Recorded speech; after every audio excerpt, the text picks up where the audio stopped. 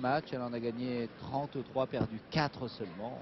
Elle est en grande forme. Grande forme et la prétendante au titre, la prétendante numéro 1 au titre, eh bien, maintient son niveau de jeu, oblige son adversaire à prendre d'énormes risques, à jouer au-delà de sa valeur et de commettre beaucoup de fautes.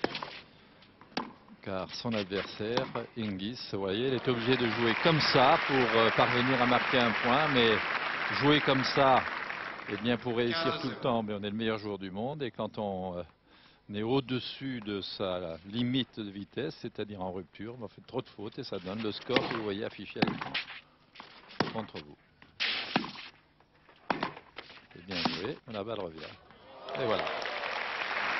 La raison pour laquelle Chantal Rubin est obligée de prendre d'énormes risques, car il y a toujours une raquette en face. Elle le fait même à une main, ce revers, passing shot. C'est rare, mais quand il le faut, elle le fait. Elle est classée à la 25e place de la WTA, enfin dans ce tableau. Ça va sortir.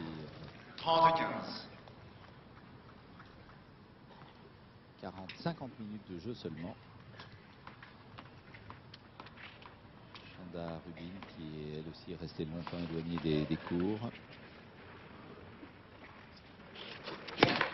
Toute jeune, hein, on la voit sur le circuit depuis pas mal de temps. Chanda Rubin, elle a eu 24 ans. Elle a fait un quart de finale ici à Roland Garros. Oui. Et on se souvient d'un match extraordinaire contre, il y a quelques années, contre Gabriela Sabatini, où elle avait sauvé 7 ou 8 ou 9 balles de match. Et voilà, Chanda Rubin qui revient à 5 jeux à 2 dans ce deuxième set, mais on peut penser que Martina Hingis va conclure. Parce qu'il n'était tout de même pas très chaud. Il va faire 14-15 degrés, peut-être un petit peu plus. C'est frais. Elle sert pour le match, Martina Hingis.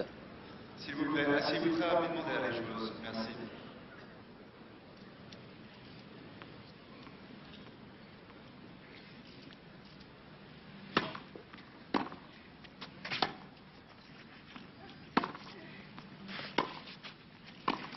Ah, bien joué, on a envie de crier Lafayette, nous voilà. Pourquoi Lafayette? Parce qu'elle y est née à Lafayette, notre amie Chanda Rubin, en Louisiane.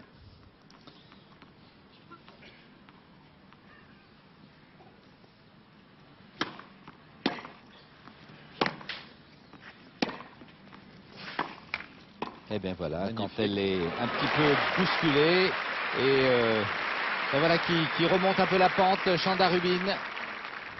0-30. Ah, c'est bien fait. C'est bien fait, mais Et le problème c'est qu'elle ne peut pas tenir cette qualité de jeu assez longtemps. Sinon, sinon on la retrouverait dans les têtes de série. 0-40. Et oui, là, elle sait qu'elle n'a plus rien à perdre, largement menée dans cette rencontre. Alors elle doit être sûrement moins contractée.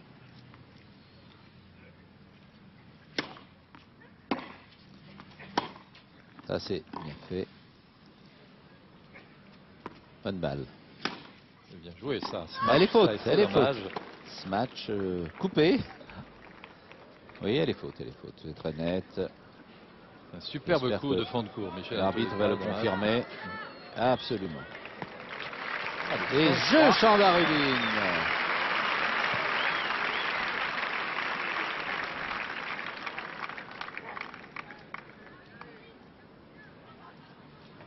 Je mademoiselle Rubin. Mademoiselle Hingis mène par 5 jeux à 3.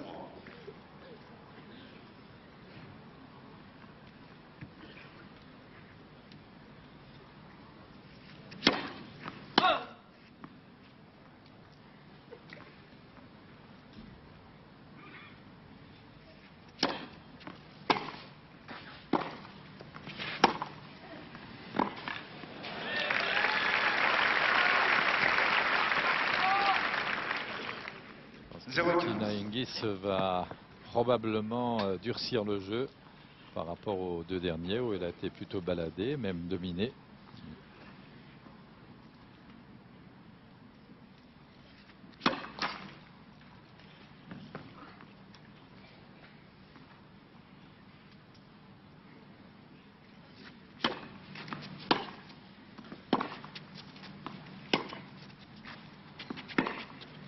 Non, faute, 0-30. 0-30. Obligé de jouer la balle montante car elle n'a pas voulu reculer. Chantal Rubin, cette balle très difficile, aurait repoussé à 4 ou 5 mètres derrière la ligne de fond. Donc un avantage certain. Mais le risque était grand, d'où la faute.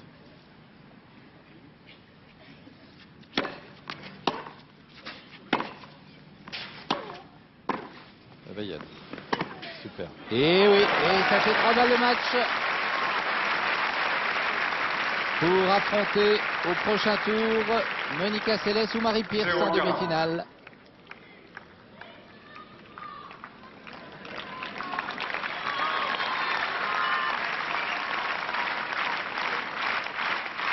Merci.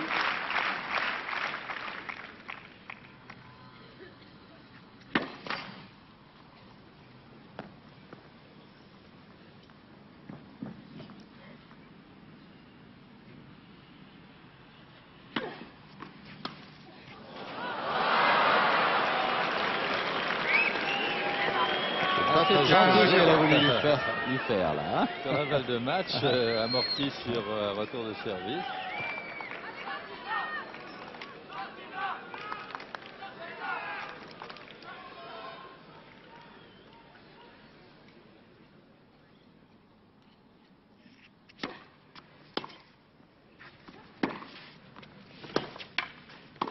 Bien joué Chanda, bravo. 30-40. 30 et 40.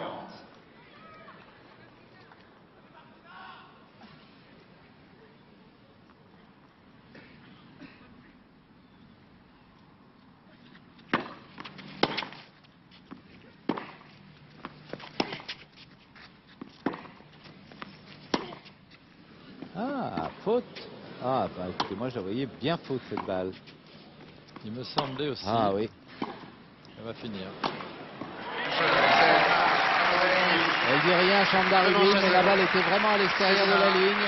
Bon, c'est vrai que la domination est incontestable pour Martina Hingis dans ce match en 57 minutes, 6-1, 6-3. Et c'est peut-être pour cette raison qu'elle n'a pas trop discuté. Et bien voilà la deuxième qualifiée pour les demi-finales après Arantxa Sánchez.